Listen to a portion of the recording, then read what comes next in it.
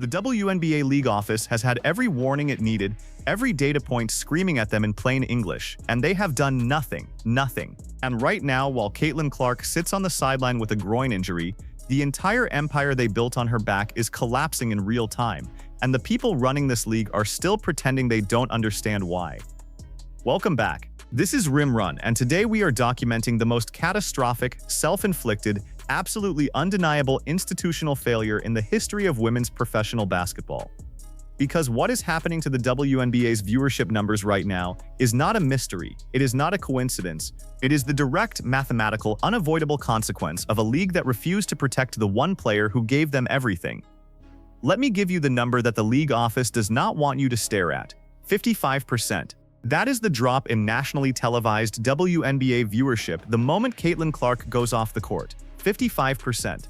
Not a dip, not a slide. More than half the television audience for the entire league gone, vanished. The moment she is not playing, more than half the people watching turn the channel and do not come back.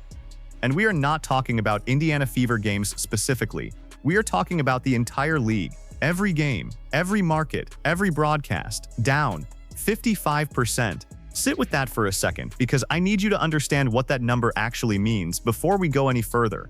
It means Caitlin Clark is not just the most popular player in the WNBA. It means she is the WNBA, in the eyes of the casual television viewer who represents the growth market this league has been chasing for decades. And the league office, the establishment that runs this organization, watched her get targeted, fouled, blindsided, and worn down, and they called it competitive basketball. They called it physical play, they let it happen, and now the bill has arrived. Before we get into exactly how catastrophic this collapse has become, I want to make sure you understand the full scope of what we are dealing with, because the numbers tell a story that the people running this league refuse to acknowledge publicly. When Caitlin Clark is healthy and playing, the Indiana Fever and the broader WNBA are averaging 1.81 million viewers on national television, nearly 2 million people. That is the Clark era. That is what she built. The moment she goes down, that number craters to fewer than 850,000, from 1.81 million to 847,000. That is not a dip in ratings. That is a structural collapse, and it has happened before. Earlier this season, when Clark missed 5 games with a quad injury, the viewership dropped more than 50% across the entire league, not just the Fever, the entire league. And then she came back, the numbers came back, and the league office did absolutely nothing to protect her in the interim. Nothing to clean up the physicality. Nothing to establish clear consequences for the kind of targeting that was wearing her body down. Nothing. And now we are watching it happen again. The quad injury that sidelined her in June led to a groin injury, and the medical reality here is brutal and unavoidable. When a player compensates for one injury, the stress shifts to adjacent muscle groups. That is what happened. And if the people around Caitlin Clark rush her back before she is fully healthy, they are risking something far more serious. The kind of injury that does not resolve in 3 weeks. The kind of injury that changes a career. The Indiana Fever and Caitlin Clark herself have to be disciplined enough to let her heal completely, even if that means missing the All-Star game, even if that means an extended absence. Because the alternative, rushing her back into a league that has demonstrated it will not protect her, is a risk that serves nobody. Now let me walk you through what the ticket market looks like right now, because this is where the financial devastation of the league's failure becomes impossible to spin. Fever game tickets are down 71%, 71. Some tickets that were selling for $860 are now moving at $250.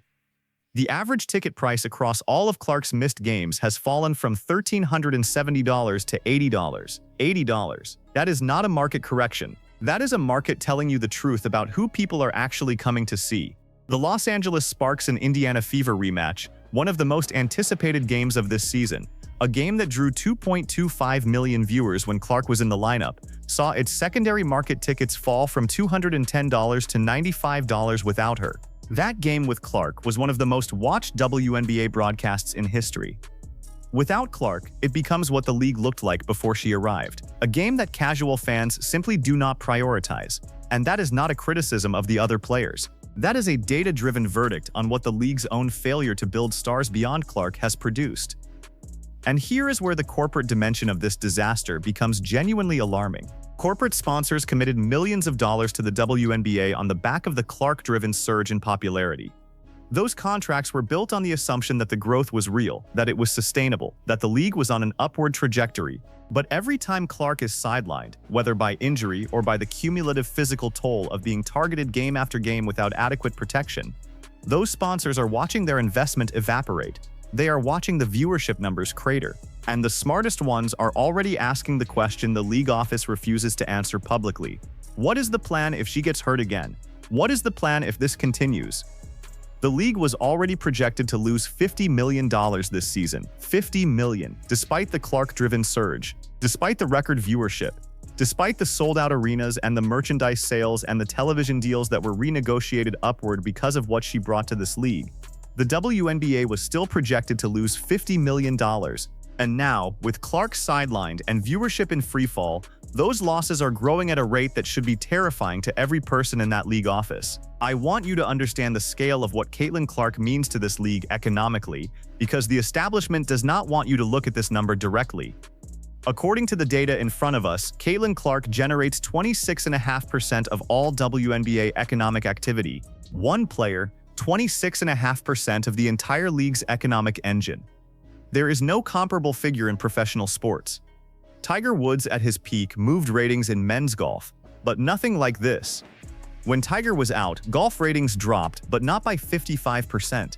Michael Jordan's absences affected NBA viewership by something in the range of a few percentage points. Nothing like this. Caitlin Clark is, without any reasonable debate, the single most important individual athlete to her league's financial survival of any athlete in professional sports right now. And the league that depends on her has been allowing opponents to foul her, target her, and wear her body down without meaningful consequences. Let me be entirely clear with you about what the Phoenix Mercury's role in this story is, because the data here is explicit and deliberate. According to the numbers from this season, the Phoenix Mercury were responsible for 80% of the league's 30 most egregious fouls on Clark. 80%, one team. And the league office's response to this pattern has been the same tired language about competitive balance and letting players be physical. Meanwhile, Caitlin Clark is sitting on the sideline with a groin injury that developed as a compensation response to a quad injury she sustained earlier in the season. The Phoenix Mercury fouled her. The league shrugged. Her body broke down under the accumulated stress. And now the entire league is paying the price in viewership, in ticket revenue, in sponsor confidence, and in the credibility of the product itself. This is the pattern. This is the loop the league cannot escape because it refuses to acknowledge the loop exists. Someone touches the hot stove, gets burned, and then immediately reaches for it again while insisting they had no idea it was dangerous. That is what we are watching. And the most infuriating part, the part that should make every single person watching this video genuinely angry, is that this was completely preventable. Completely. When Caitlin Clark came into this league, she was a humble, gracious, team-first player who went out of her way to credit her teammates and deflect attention from herself. She was 22 years old, handling the pressure of being the most scrutinized rookie in WNBA history, with remarkable maturity and class. The league had a once-in-a-generation opportunity. They could have embraced her, protected her, built the marketing infrastructure around her arrival, used her popularity as the rising tide that lifts every other player's visibility and earning potential. Instead, the league allowed jealousy and small-time internal politics to poison what should have been a celebration of women's basketball at its highest level. Instead of protecting her, the establishment looked the other way while she was targeted. Instead of establishing clear player safety standards, league officials hid behind language about basketball plays. And when Clark responded to the physical treatment, when she pushed back, when she showed competitive fire, she was criticized for being too confrontational. When she absorbed the hits without responding, she was criticized for being too sensitive. The league constructed a situation where Caitlin Clark could not win, where the narrative was always going to be turned against her, and then they acted confused when fans noticed, and fans did notice. That is the part of this story that the establishment refuses to fully reckon with. The viewership collapse is not just about Clark being absent. A significant portion of the audience that has stopped watching has stopped deliberately.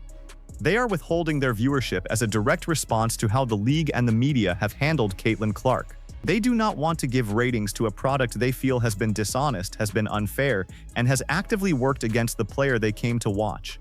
This is a boycott dynamic layered on top of an absence dynamic, and the league is experiencing both simultaneously. Think about what that means for the CBA negotiations coming at the end of this season. Every single player in the WNBA has a direct financial stake in what happens in those negotiations. If the league can demonstrate strong, growing viewership numbers, strong attendance, strong sponsor revenue, then the players have leverage. They can argue for significantly higher salaries, better conditions, more investment in the infrastructure of the league. But if the numbers going into those negotiations look like what we are seeing right now, if the viewership is at 555,000 on average without Clark, which is actually lower than the 670,000 average from the prior season, then the league's negotiating position is weakened. The owners can point to the numbers and say the growth was a one-player phenomenon, not a structural improvement. And they will not be wrong, because the league failed to build on the Clark foundation. They failed to protect her, failed to develop other marketable stars around her, failed to use the window she opened to make the product itself more watchable and more credible. The comparison to the NBA is stark, and it is embarrassing for the people running the WNBA. Imagine if the NBA had allowed players to systematically foul and target LeBron James with dirty, reckless plays for an entire season without suspension, without meaningful fines, without public accountability. That scenario would last approximately 1 week before the league came down on it, with the full force of its authority. Flagrant foul, suspension, fine, public statement. Because the NBA understands, at a fundamental institutional level, that protecting its stars is not optional. It is the core function of league governance. The WNBA has watched this model work for decades and has still failed to apply it to its own most valuable player. I have been documenting this pattern, and I am telling you, the league is caught in an identity crisis that is actively destroying its own financial future. They want to be taken seriously as a professional basketball organization. They also want the social media engagement that comes from controversy and drama. You cannot have both. Professional leagues protect their stars and maintain the integrity of competition. That is the product. The moment you allow the product to be compromised by targeting and cheap physicality and inconsistent officiating, you lose the casual fan. And the casual fan is exactly who Caitlin Clark brought through the door. When your own fans are telling you they will not watch games without your biggest star because they do not trust the officiating to be fair, you have a credibility problem that goes far beyond ratings. You have a product integrity problem, and product integrity problems do not fix themselves. They compound. Every game that is called inconsistently, every cheap foul that goes unaddressed, every incident where Clark is targeted and the league shrugs, each one of those moments is a reason for a casual fan to decide the product is not worth their time. I am going to put my name on this. If the WNBA does not establish clear, enforceable, publicly communicated player safety standards before the end of this season, standards with real consequences for teams that systematically target individual players, the viewership numbers will not recover to Clark-era peaks, even when she returns. The casual fan who left during this absence is going to need a reason to come back that goes beyond Clark being healthy. They are going to need to believe the product is worth trusting, and right now the league office is giving them no reason to believe that. Come back here and find this video if I am wrong. But I am not wrong. The pattern is too clean, the numbers are too clear. The WNBA's institutional failure to protect Caitlin Clark is not an accident. It is a choice, and choices have consequences. Here is the second prediction I am putting on record. When Caitlin Clark returns from this groin injury, fully healthy, not rushed back, the viewership numbers will spike back toward 3 million for her first game back. Because that is what happened before. She came back from the earlier injury, and the numbers went back up. The audience is still there. The appetite is still there. The question is whether the league will use that return window to finally establish the player safety framework that should have been in place before she ever stepped on a WNBA court. My prediction is they will not. My prediction is the league will take the viewership recovery as validation that everything is fine, that the problem solved itself, and they will go right back to the same approach that created this crisis in the first place. Save that prediction. Check back on it. The math of this situation is ruthless and unavoidable. The WNBA built a house of cards on a foundation of one player's extraordinary talent and marketability. They did not reinforce that foundation. They did not use the Clark era to develop the league's other stars into household names. They did not establish the institutional credibility that would keep casual fans engaged even when Clark is unavailable. They allowed the targeting and the physicality and the drama to define the league's public image during the most important growth window in the organization's history. And now, with Clark sidelined and viewership at 847,000 on national broadcasts, down from nearly 2 million, the House of Cards is showing exactly what it was always going to show when the win picked up. Caitlin Clark is right now sitting somewhere doing the work of getting healthy. She is doing the responsible thing. She is protecting her body for the long haul. She is the one person in this entire story who is behaving with the kind of professionalism and long-term thinking that the league itself refuses to demonstrate. And when she comes back, and she will come back, she is going to fill those arenas again. She is going to push those viewership numbers back toward 2 million. She is going to do her part. The question that every person watching this video should be asking is whether the WNBA will finally do theirs. Drop your most honest take in the comments below. Is the WNBA's failure to protect Caitlin Clark a deliberate institutional choice rooted in small-time politics and jealousy, or is it genuine incompetence from a league that simply does not know how to manage a once-in-a-generation star? I want every opinion that is willing to commit to one side. No fence-sitting. Pick a lane and defend it, because the data demands a verdict. Hit the notification bell because this situation is not resolved. The physicality is ongoing. The CBA negotiations are coming, and the moment Clark steps back on that court, the story accelerates. We will see you in the next video.